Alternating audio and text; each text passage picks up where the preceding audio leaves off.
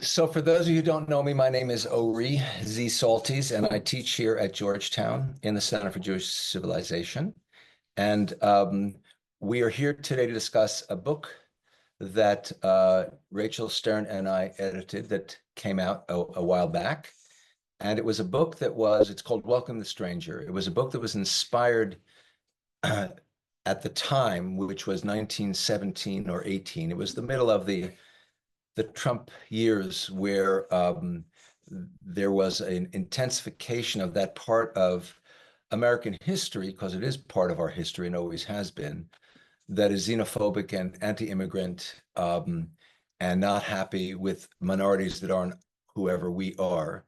You may be aware, for example, that in the 1830s and 40s, there was a group that without any sense of irony called itself the nativists, who were opposed to immigration into the United States because somehow that was going to rock their very comfortable boat. And over the almost 200 years since that time, our country has gone back and forth in different ways at different times with respect to being a nation of immigrants, which of course we are, a nation that has always been strengthened by its immigrant populations. Let me tell you one little personal anecdote. I taught a course, I won't tell you what it was, it doesn't matter, at the University of Maryland about 15 years ago. There were 34 people in the class. 30 people who were fairly okay. 4 people stood out who were really good. One was from Italy, one was from Argentina, one was from Russia, one was from Israel. All 4 of them were immigrants. For all 4 of them, the English language was at least their second, if not their third language, and they outdid all of the other students who were born here, which only demonstrates how sometimes being born here, we can take for granted what can be about. But it also, my point is that it is a symbol really of how important immigrants have always been to American history, since everyone who is here either got here or has ancestors who got here from elsewhere. But we have had a strong part of our ethos which has opposed that kind of presence, either because of misconceptions as to what immigrants bring to the table with respect to work ethic or health ethic or ambitions, or because of a fear that somehow an incoming wave of individuals will deprive those who have grown up and been born here of the livelihoods that they would otherwise have, of the food that they might otherwise have, the clothes that they would otherwise have, the education that they would otherwise have, those kinds of issues. So this pattern of thinking was coming to a kind of new horizontal peak around 1917 or 18. And so Rachel and I were talking about this and other things and decided that it would be interesting to organize a conference here at Georgetown. And then subsequently, it also was held at Fordham University under the aegis of their law school, called Welcome the Stranger, because one of the things I thought and one of the things I said was, so many of the supporters for this kind of an ideology consider themselves people of faith. And I'm thinking, you really haven't read your revealed texts, have you? Because if you did, you couldn't be so hostile to immigrants whom you treat in the worst way as not just strangers and aliens, but as dangerous or potentially dangerous strangers and aliens. And it turns out I ran into an old friend. By old friend, I mean, it was a kid I went to 7th grade with and hadn't seen since. And it turns out that he's a pastor and an academic out in Chicago, and he writes about this, he talks about this from a specifically Christian perspective. So Welcome the Stranger from the Abrahamic perspectives has as its starting point Genesis 18, where Abraham hurries out from his dwelling. It depends which artist you look at as to whether it's a tent or a castle or something in between, but I suspect it was not much more than a tent, because he sees 3 figures approaching, and even before they get near to him, these 3 strangers, he knows nothing about them, who they are, where they're coming from. He invites them in, and he feeds them, and he has a long conversation with them, which, by the way, proves to be a rather fortuitous conversation, but he didn't know that when he invited them in, because he's at that point pushing 100, and his wife, Sarah, is pushing 90, and they're dying to have a child, which it's a little bit late to worry about at that point. And these three strangers turn out to be divine messengers and say to him, you know what? Don't laugh, because he does. You and your wife are going to have a child. So it sets his and her life on a whole new path. And the interesting thing is that his nephew, Lot, had taken up residence in a community not far away, the community of Sodom and Gomorrah. And there is a point at which two paths, that of Abraham and Lot, converge. Because Abraham is later told by God, by the way, you know, these people in Sodom are really nasty. I'm planning to destroy that city. And Abraham, instead of saying, that sounds great, where can I watch from, passes this moral question test with rather flying colors. He says, but wait a minute. What if there are 50 righteous people in that city? Shouldn't you save it for their sake? God said, sure. How about 40, 30, 20, down to 10? 10, if there are 10 righteous people, the city will be saved. That's the city in which Lot lives. Lot is, the day before that event is going to take place, but he doesn't know it, invite some strangers into his house, and Sodom is the anti-welcome the stranger community, because everything about its moral code is contrary to what you would think of if you thought of a positive moral code. So these two individuals, who prove to be what you and I would call in English angels, come into the city, and immediately when Lot brings them indoors, the Sodomites start banging on his door. He wants them to give up the stranger so they can do whatever they want with him. And Lot is so extraordinary in his response. He says, look, I'll give you my daughter, but don't harm these strangers. And of course, the strangers don't need to be protected by him. They're, in fact, there to protect him and to let him know that the city is going to be destroyed, so that he and his daughters will leave the next day. So it's interesting, first of all, that you have this intensity of a will and a desire to welcome people you don't know into your doors, to extend hospitality to them. And if it's intended to be a kind of object lesson for the audience of this text, it is a lesson that in the case of both Abraham and Lot, each in his own way, and their families, leads to something much more positive than either of them could ever have imagined for themselves and their family. So the issue, or the question, of course, is, so what? So that was 4,000 years ago. And the answer to that question is, well, the so what is that out of the tradition that began with Abraham and continued with Moses and moved on from that point, bifurcated about 2,000 years ago into what eventuated as what we call Judaism and Christianity. Both Judaism and Christianity have, in the course of their interpretive literatures that discuss this material, whether it's rabbinic tradition or whether it's patristic and scholastic tradition, we have these traditions that build on the ways in which we have to think about welcoming the stranger.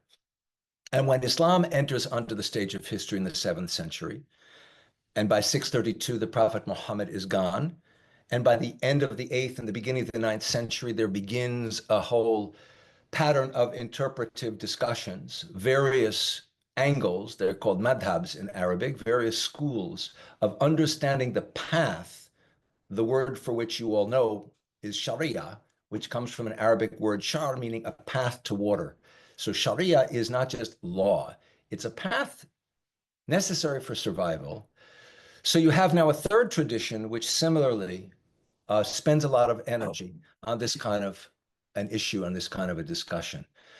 So Rachel and I thought, well, we should organize a conference that talks about this. We should have people who speak from the Jewish, the Christian, the Muslim point of view. Then we thought we should also do it at Fordham, except then COVID got in the way. Well, COVID didn't exist, you know that. It didn't really happen. And there's no climate change either. So the Fordham part was delayed, which in a way I think proved fortuitous, because we were able to do some fine tuning, but it also drew Fordham in a little more intensely so that they were interested in publishing what proves to be the proceedings in a certain sense of this conference. But the conference didn't limit itself to the theory and the theology of Judaism, Christianity, Islam. It added to it a whole handful of practical, on the ground instances of ways in which people have expressed this kind of concern for the other, that they welcome and or protect the other.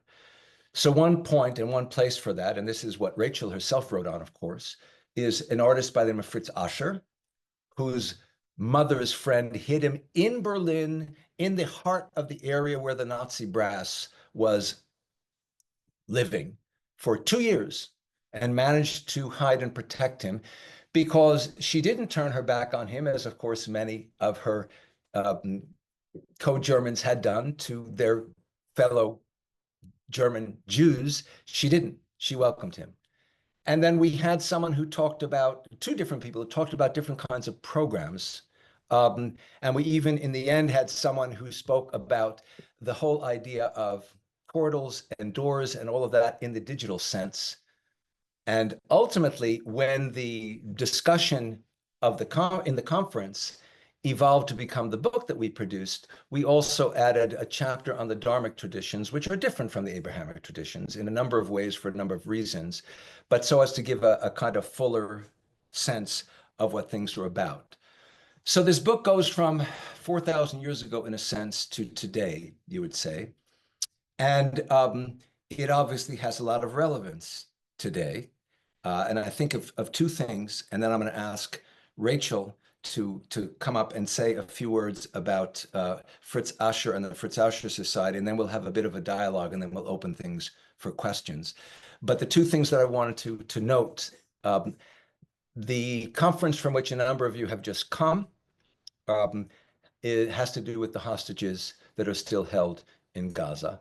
And when we look at that situation and both sides of that situation, we recognize how far in some parts of the world we have moved from the kind of sentiments that someone like Abraham or Lot exhibit vis-a-vis the other. Because alas, that whole situation is a situation for which is the reverse of that. That whole situation is a situation which was in the process of dangerous reversal when we first thought of a conference in 2017. One of the things I find ironic, and this is my second comment, because I love irony, because history loves irony, and I love history and I love its ironies.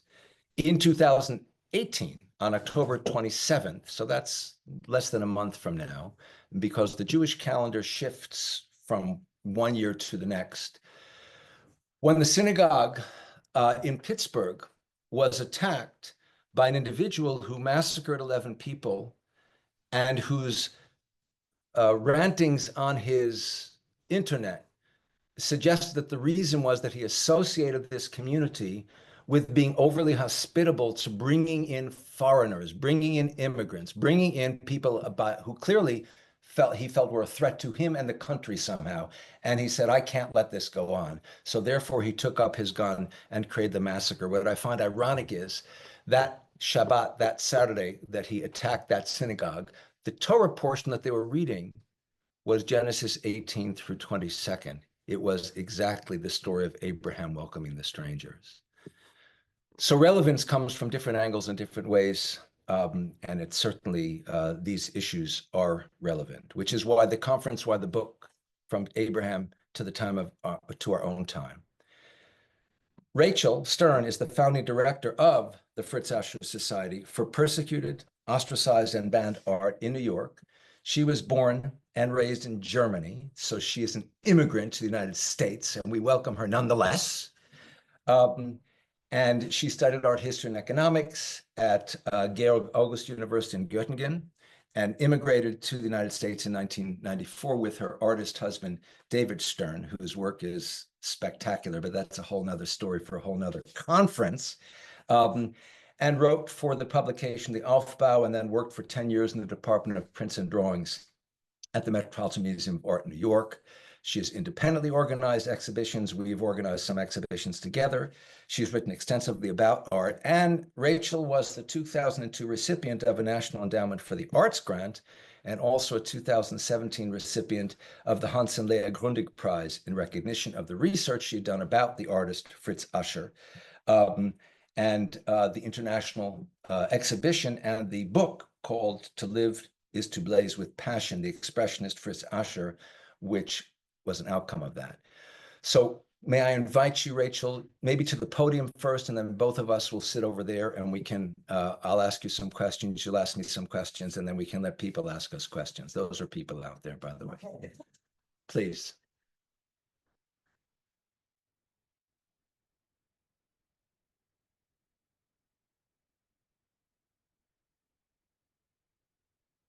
Thank you, Ori, for your introduction.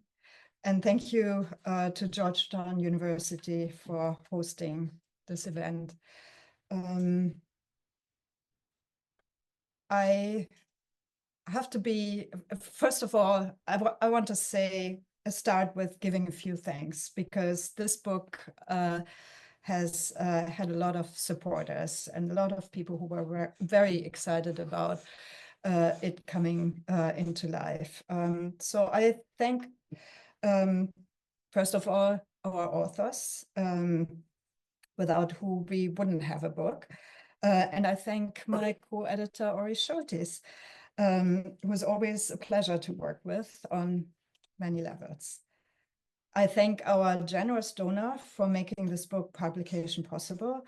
And I thank Andy Moraes and the Institute on Religion, Law and Lawyers work at Fordham University School of Law for co-publishing the book with us. And I thank Fordham University Press for their enthusiasm and the smooth publication process. You will be able to take a copy of the book home. But I also want to put the word out here that those of you who are teaching in universities, the book is free, available for everyone who works in the academic field through the library system. So please use the book as much as you can, because we think it's important. The two archetypal narrative, Johnny leaves the village and the stranger comes to town, identify the refugee who is both, the one who leaves home and the stranger who arrives. And it also happens to be our story as Jewish people. Right now, we are witnessing the highest levels of displacement on record. According to UNHCR, the UN Refugee Agency, by the end of 2023, more than 117 million individuals have been displaced worldwide as a result of persecution, conflict, violence, or human rights violations. Among them, 43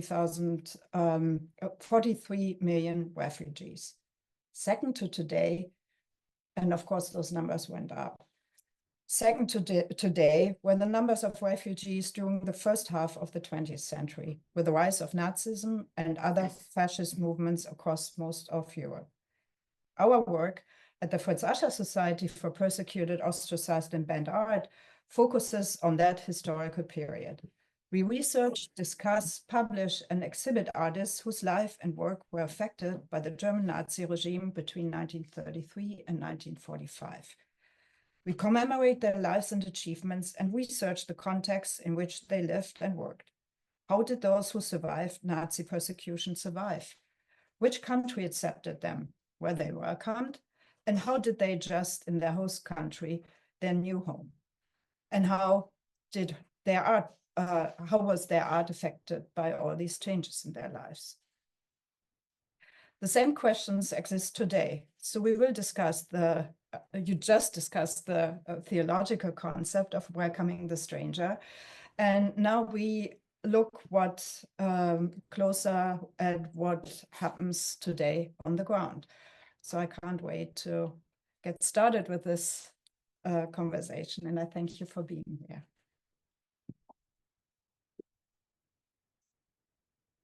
We need to move that computer over to yours, put it on the table. Just put it, just put it on. Yeah. So it's between us. Okay. Yeah, does that make sense? All right. So actually, then I will start off by asking you first a question, because I mentioned Fritz Ascher and what happened to him. Let's be a bit chronological. Can you give us a quick rundown on what his story is? And because the Fritz Ascher Society named for him does what it does. Well, actually, tell us a little about him and tell us a little bit more about the Fritz Ascher Society. Fritz Ascher was born 1893 in Berlin, Germany, to two Jewish parents and four Jewish grandparents. Actually, very respected Jewish families. In Berlin, in Germany, of the end of the 18th century,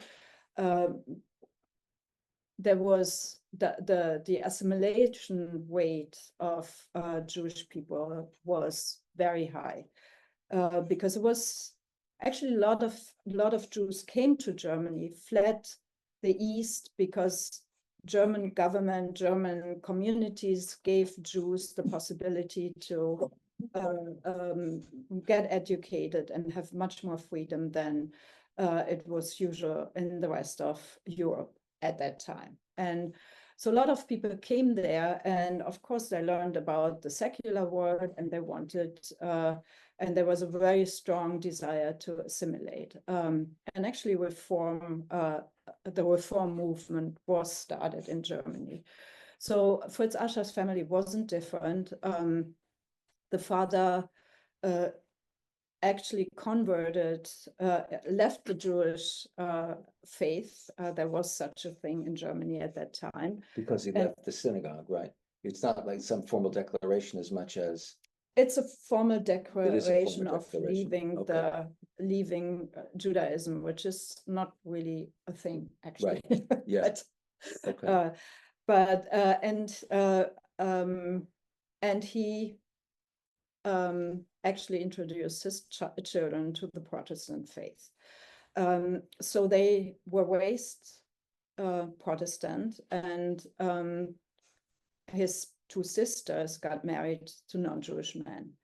It was a possibility to enter society and have being employed more widely, getting educated more widely. So it was a queer choice.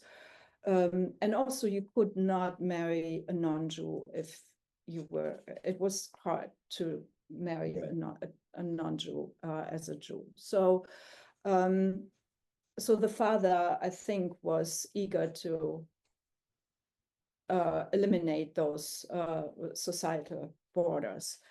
So he tried to integrate into the German society. There was the big idea that Jews were more German than the Germans. A lot of Jews served in the First World War and felt very much part of the country until they were shown they were not.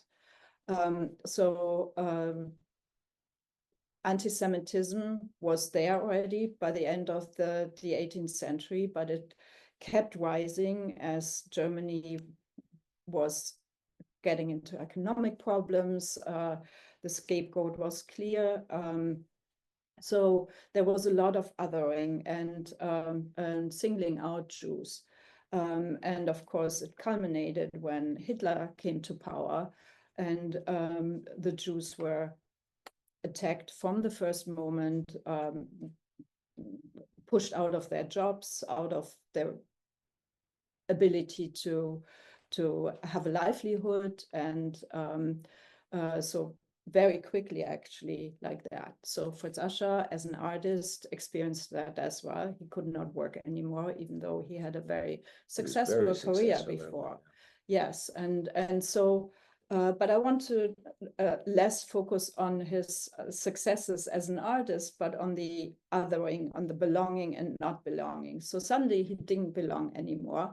And I don't know how much he knew whether that he was a Jew. Definitely everyone who had Jewish family knew that by 1933.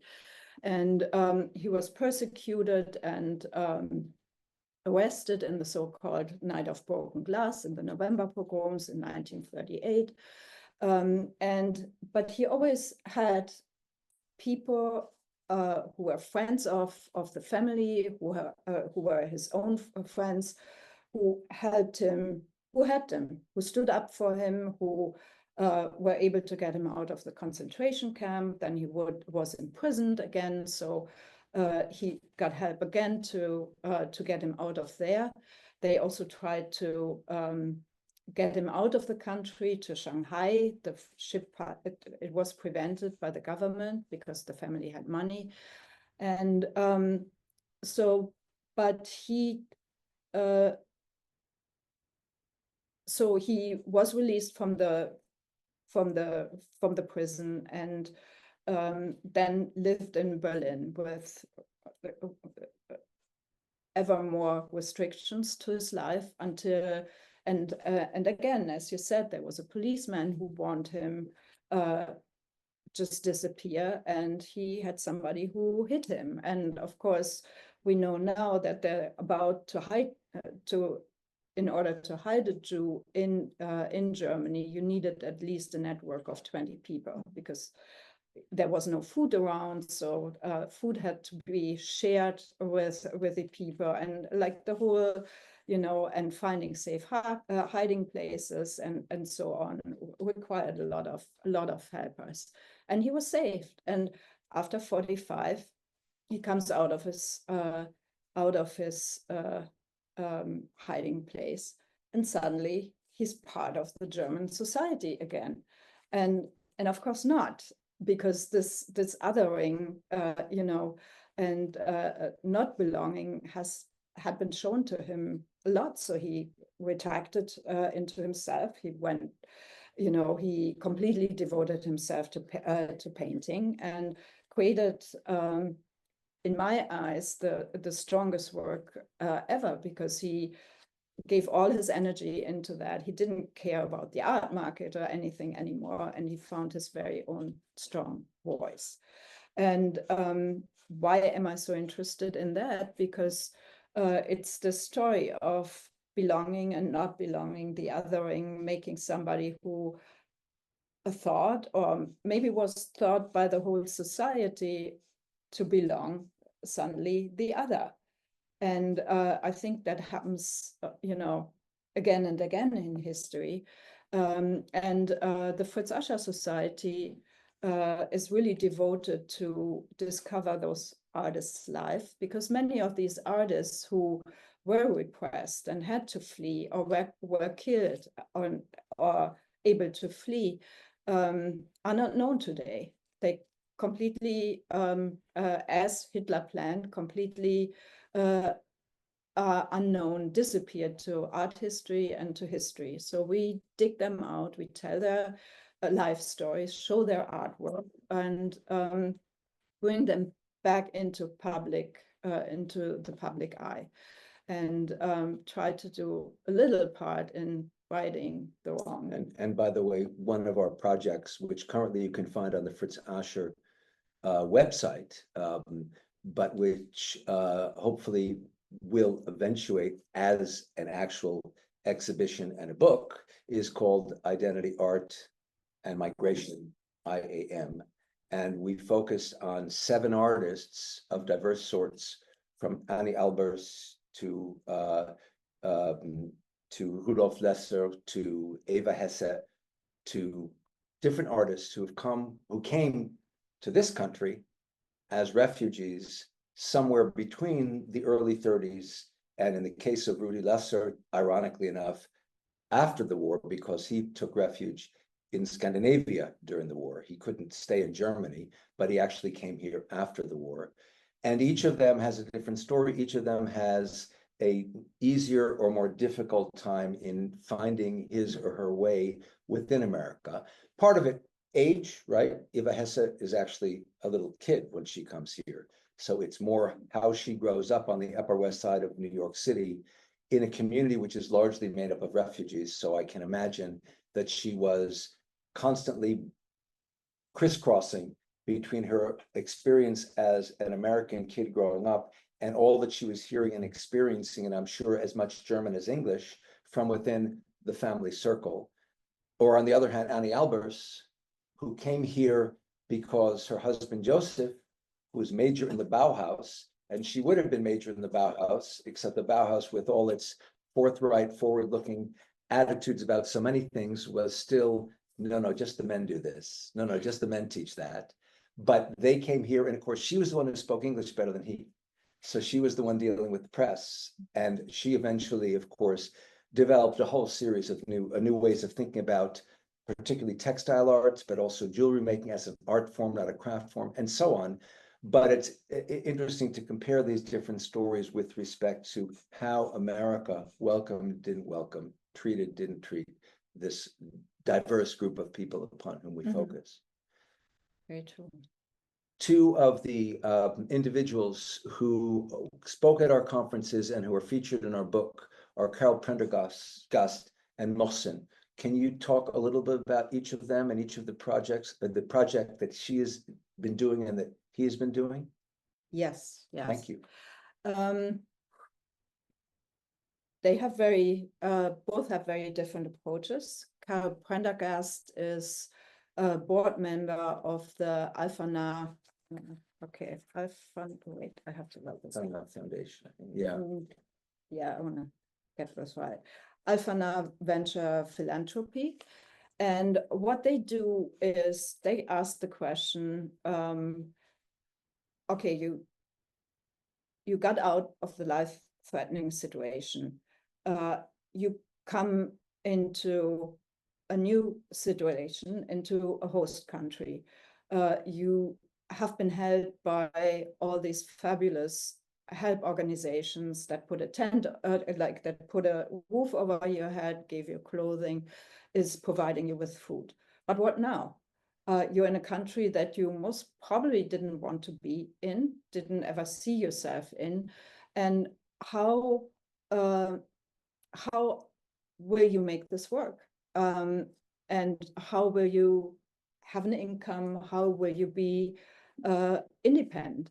So they come up with different ways of building businesses. And it's, for example, women who do traditional quilting or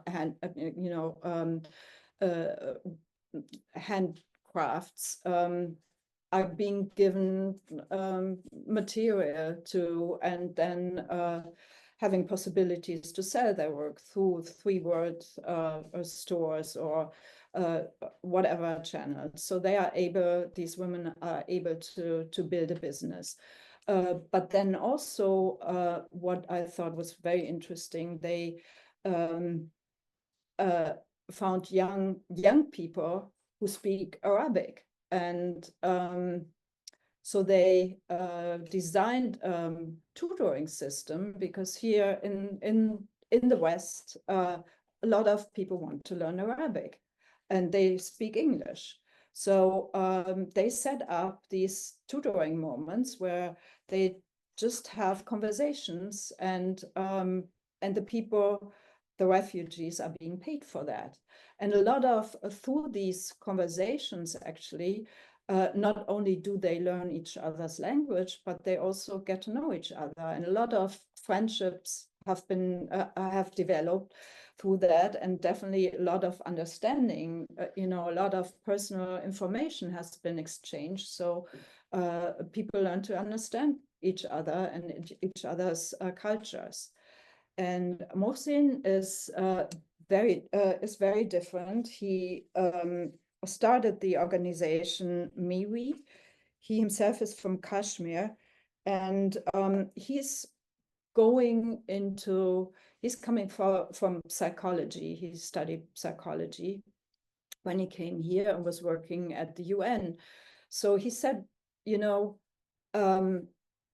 these people have lost their life story.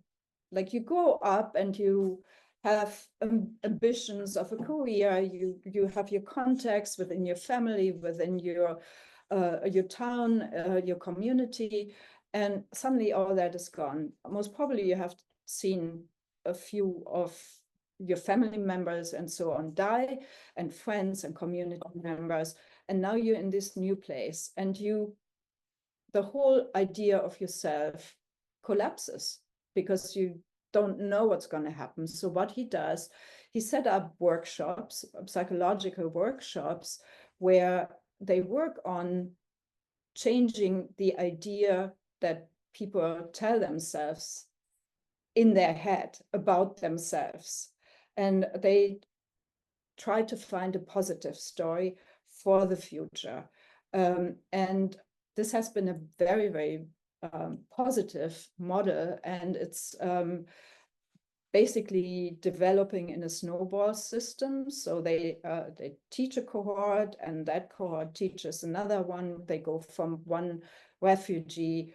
It started with Syrian refugees, but I think they go now move from one refugee camp to the other. And I think those are really amazing ideas that really help the refugees build a new life. Other thoughts, or do you have any questions for me? You don't have any questions for me, do you? Because if not, I'm gonna open things up to see what those people. Let's do that. Shall we do that? People, that's you. Are there any questions out there that any of you is brave enough to raise? I see a few of my students, so I know they're not brave enough, but there might be a few others that are brave enough to be here. Yes, sir. Quick question, was Asher part of the Entartete Kunst exhibition, or did he know those folks? He may have known some of them. I don't think he was part of that exhibition. He knew many of them, yes. And Arte de Kunst were only the artists actually that were taken by Nazi orders out of the museums. So it was not, so it was a limited group of people who were then exhibited as the anti-example.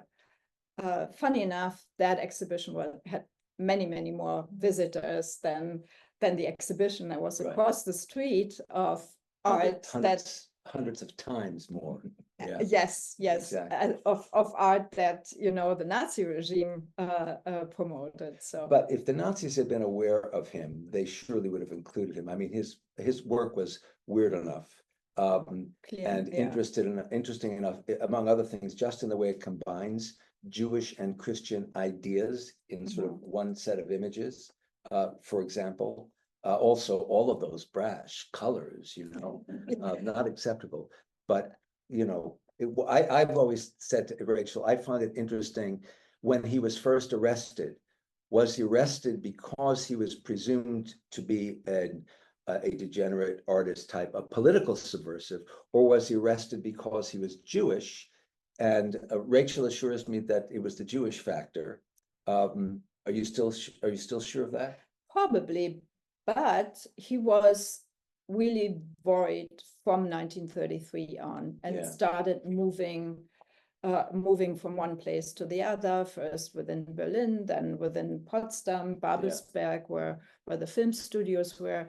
So he definitely was very worried that he was on the list. And I have to add, when he was in hiding, obviously he wasn't painting, but he was still creating. He wrote, and she came out with the book, I didn't mention it on this, but his stunning, really intense, tense, dense poetry. So he went from visual to verbal, and then, as Rachel said, since the war was over and he had access to materials again, but his painting had changed. Very few human figures, much more nature, trees, and you see some of them, it's like they're stand-in for figures. This is something he could trust, maybe, not the way humans have behaved. Any other questions? Yes, sir. No, that was just a scratching of the nose. Do you have a question? Please. So we see you kind of grounded this idea of welcoming the stranger in the Abrahamic tradition. And we also, like in the Odyssey, see a similar kind of idea of welcoming the stranger in that Hellenistic tradition, I guess. And Hellenic tradition. And it's opposite. The Phaeacians are the consummate exemplar of hospitality, the way they receive Odysseus. The first story he tells about is the story of Polyphemus, the Cyclops, who is the opposite. He doesn't feed his guests, he feeds on them, right? But I didn't mean to interrupt you, but go ahead, yes. So, like, with those roots in the kind of Western tradition, where we start to see like the loss of that understanding and In the West, yeah, I don't think it's lost. I think it sometimes gets overshadowed by the other side of us. I mean, again, if I take the United States as my example, we have from the beginning been a welcoming nation of immigrants, and at the same time, less than 50 years after independence, we already have this group that calls itself nativist, no sense of irony, right? As if they're native, right? Who already are mounting an anti-immigrant kind of ethos, and that comes and goes throughout our history. It's just that in the last 8 years, we've had a particularly intense manifestation and iteration of that sentiment, pushing even more hardly against the welcoming point of view. One of the things that I as someone who's interested in language, have found particularly disturbing, again, going back to 2017, 18, is the use of the word migrant, right? It's even the name of that other exhibition I mentioned, Identity, Art, and Migration. That's legit for the exhibition, but in the English that I grew up speaking, migrant was a term that referred to someone who came over the border, probably from Mexico, to work in the lettuce or the grape fields of California to make money and go back to the family. The term that I would use to refer to the 170 million that she spoke about is more likely refugee.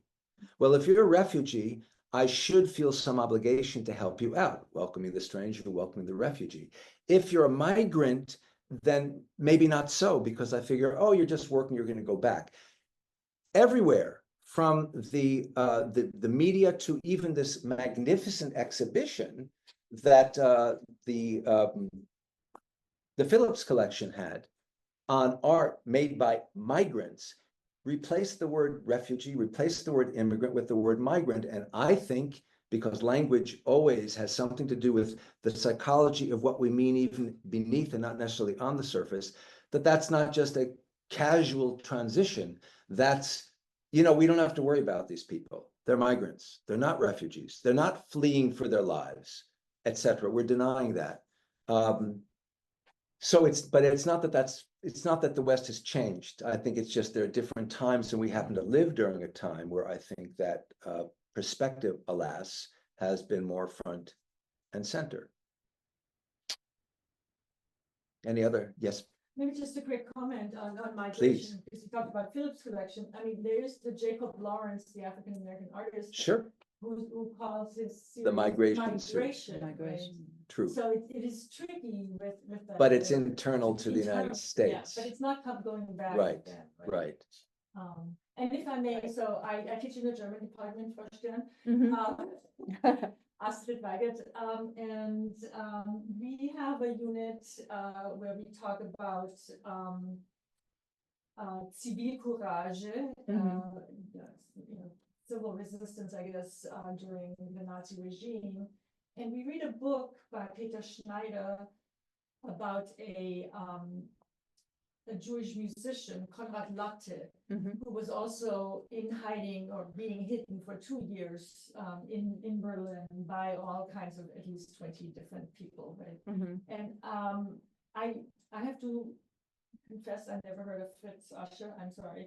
And I love this idea, and I would, welcome. I want to read your book and see if we can integrate that into our curriculum as another artist.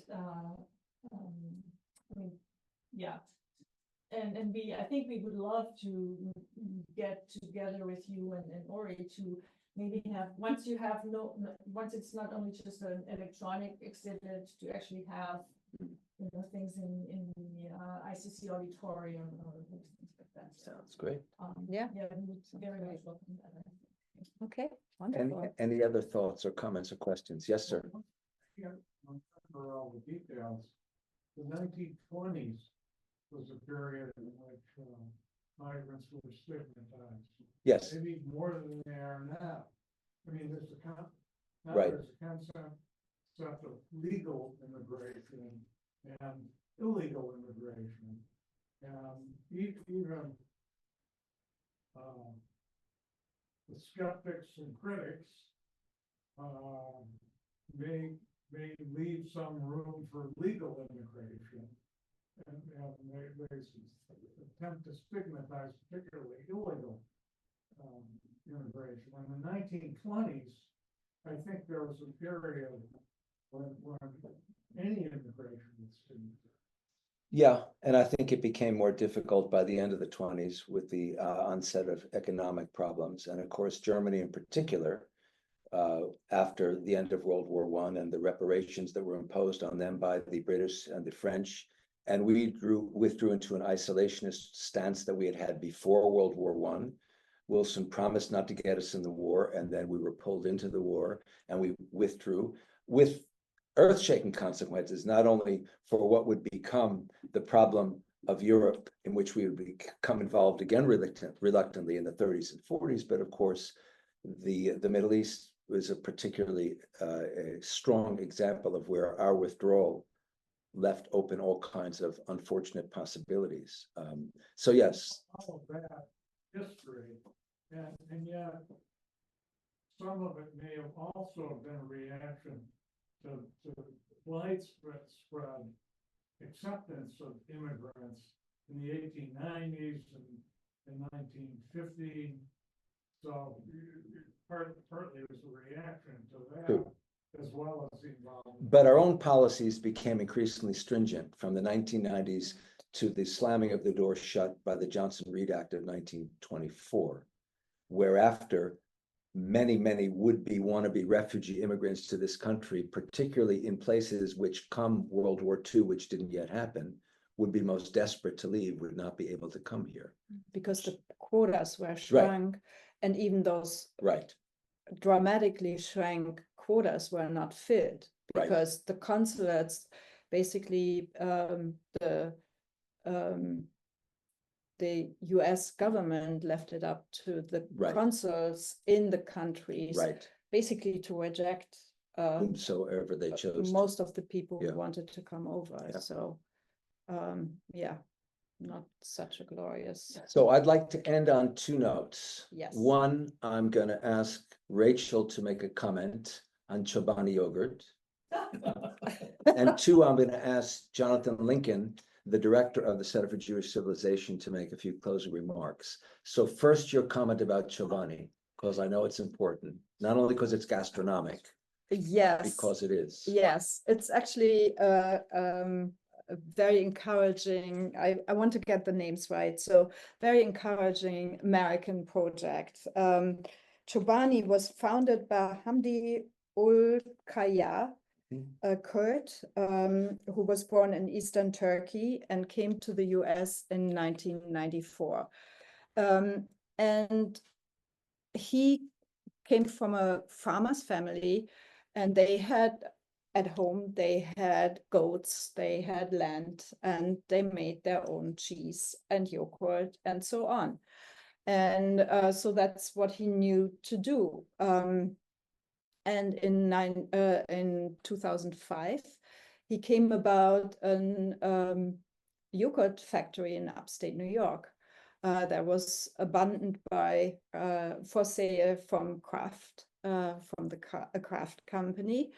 And he bought the factory and developed Chobani yogurt, which has much less sugar and is much thicker than what was on the market then. Absolutely. But I'm not, I'm not paid by Chobani to put out a statement about that.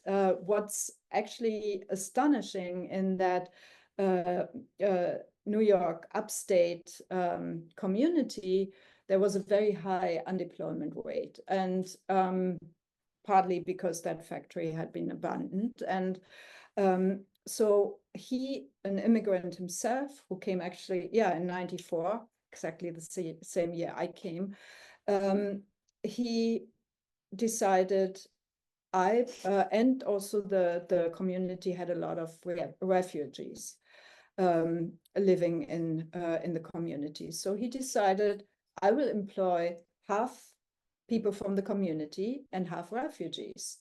And if people work together, they talk to each other, they have a mission or job together, so they will work it out and will get to know each other. And it has actually worked extremely well, and has been taken over as a concept for by many other industrialists, which is very encouraging. I think it's a very, very creative idea of helping people to know each other, because I do think, and that one-on-one people see more common ground than differences. But if you're confronted with a larger group, then you might get scared by differences, politics, whatever. So Thank you. A positive note on which to end. Let's see if Jonathan can enhance it or ruin it. So sorry. Thank you so much. Come to the front. You're the only one up here wearing a jacket and tie. Sorry, I thank you so much. I should have done this at the beginning and apologies. that's but of okay. course, you alluded to the other event that we were having, and Ori, as your namesake, enlightens us. Ori means, of course, my light, and he never stops serving as our source of inspiration and teaching. And I was wondering how you were going to link the previous event that we were at to this, and I thought you did it perfectly. And it's incredibly important that we don't forget even that shared humanity, the shared Abrahamic tradition, even in the midst of such horrific brutality that we're seeing, of course, in Israel and Gaza today. So thank you for that. Thank you, Rachel, also for this event. In some ways, this event exemplifies who at least we see we are in the Center for Jewish Civilization. I'd of course like to thank the Berkeley Center, the BMW Center, Mortara. We don't see ourselves as a standalone entity, of course, within this university. Everything we do, all of our classes are cross-listed. We're part of this university community, and in some ways, this project, this book, exemplifies that. So again, thank you so much for that, and also thank you to our wonderful team, Sammy Feldbaum, Marissa Morrison, for putting on two really powerful events, very different events, but very powerful events also for the CJC. So thank you very much, and thank you again to Ori and Rachel for the excellent work. Thank you all. Thank you all.